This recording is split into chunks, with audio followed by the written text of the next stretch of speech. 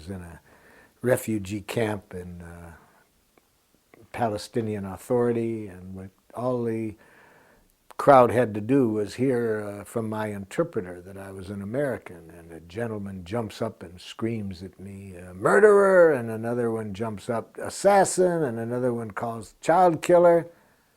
Within an hour, the guy that called me a murderer invites me to a Ramadan dinner at his house. I didn't hear what he thought of me. I connected to what he was feeling, what he was needing.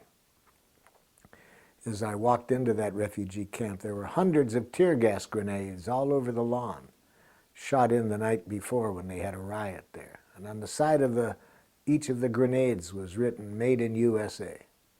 So when this guy calls me murderer, hearing that I'm an American, I tried to hear, what is the guy feeling? And I said, "Sir, are you furious?" And then I tried to hear his needs. "Are you needing a different kind of support from my country than you're getting?"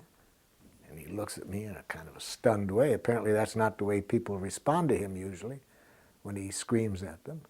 He said, "You're damn right. We don't have sewage. We don't have housing. Why are you sending these weapons?"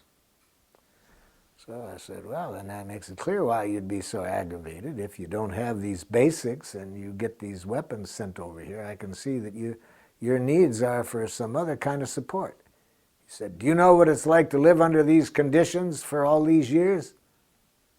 I said, "So you'd like me to understand just how desperate it can be even for one day, let alone for many years." So I heard what was alive in the guy, not what he thought I was, a murderer. I didn't say, "I ain't killed anybody." I tried to hear what was going on in him. And when he trusted that I sincerely cared what he was feeling, what he was needing, he could start to hear me then when I said, "Look, I'm frustrated right now because I came a long way to be here. I want to offer something, and I'm worried now that because you got me labeled as an American, you ain't going to listen to me." He said, "What do you want to say to us?" So he could hear me then. And we have a school there now, one of the schools that we call a nonviolent communication school in that refugee camp. And whenever I go to that region, I'm well received hospitably in that refugee camp. But I had to see the human being behind the names that he was calling me.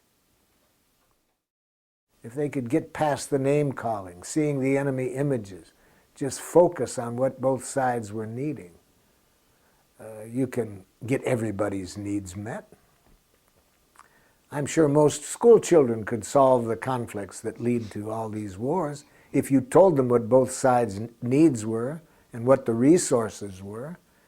It's not that we don't have the resources for meeting everybody's needs, but we've been educated to think in a way that turns people into enemies, that believes that some people deserve to suffer for what they're doing. And with that kind of thinking, judging people in that way, and with that system of justice, retributive justice, based on punishment and reward, that's where the violence comes from.